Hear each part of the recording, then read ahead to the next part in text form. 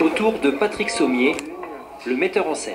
Essayez d'intercaler les soldats et les preux.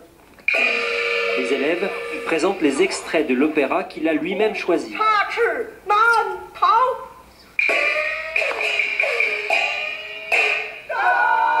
C'est une histoire de paysans rebelles, écrasés par l'empereur, qui se déroule au XIIe siècle. Une histoire de bataille et de trahison. On revient à la scène, au final, là. Revenez. Le plus difficile est à venir. Ce que Patrick Sommier veut montrer sur scène, c'est aussi ce qui se passe juste après l'opéra, dans les coulisses. Vous cassez le jeu, pof, vous redevenez vous-même, et vous allez commencer à aller enlever vos costumes. Et tout doit se faire dans la lenteur, la douceur. N'ayez pas de gestes brusques. Il demande en fait aux élèves de jouer leur propre vie devant le public. Vous êtes en train de sortir de votre peau d'acteur pour redevenir celui que vous êtes dans la vie de tous les jours, dans la vie quotidienne.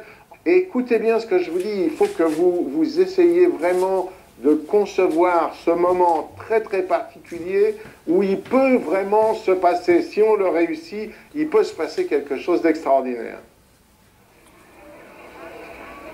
Un parc public au cœur de Pékin. Le thermomètre est en dessous de zéro, mais il y a du monde, comme tous les week-ends.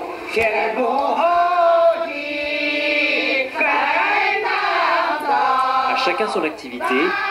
Ici, ce sont les chants révolutionnaires. Entre deux répétitions, Patrick Sommier nous emmène en haut de la colline, car il y souffle, dit-il, l'esprit de l'opéra de Pékin. Dans un kiosque à musique, protégé du vent par des bâches en plastique, quelques chanteurs se réunissent chaque jour. Et surprise, c'est un étranger qui pousse la chansonnette.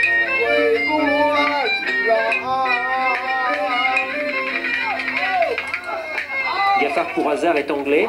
Il est venu à Pékin il y a 15 ans pour étudier l'opéra de Pékin. Il n'est jamais reparti.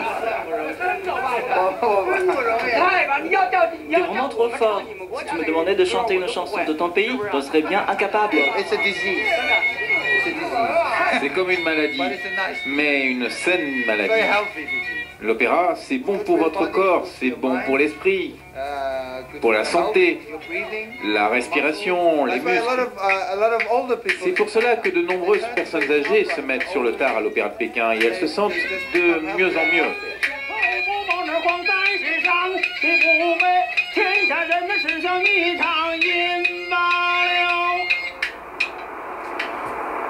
Retour à l'école. Aujourd'hui, Mangchi, 11 ans, se prépare pour sa première prestation en public. Première étape, le maquillage. C'est son professeur qui manie le pinceau. Chaque détail permet au public d'identifier le personnage, un vieux général fidèle à l'empereur. S'il n'y avait pas le maquillage, je ne ressentirais rien. Une fois maquillé, je me sens devenir vieux. Pour marcher, je dois aller doucement. Comme j'ai 80 ans maintenant, tous mes gestes sont ralentis.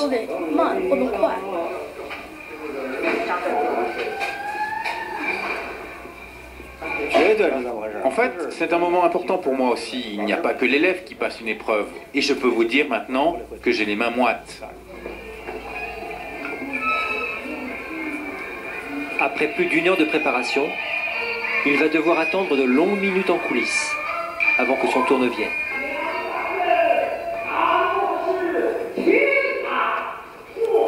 Professeur, je dois rentrer sur scène par là, mais c'est bloqué. Ah, mais c'est pas grave, ça.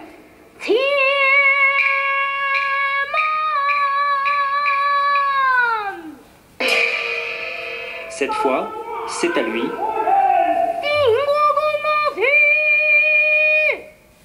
Il s'agit de ne pas manquer son entrée. Les Voix de Pékin, un feuilleton signé Pascal Golomer, Sylvain Gioméan, Enzo Tsai. La suite, bien sûr, demain.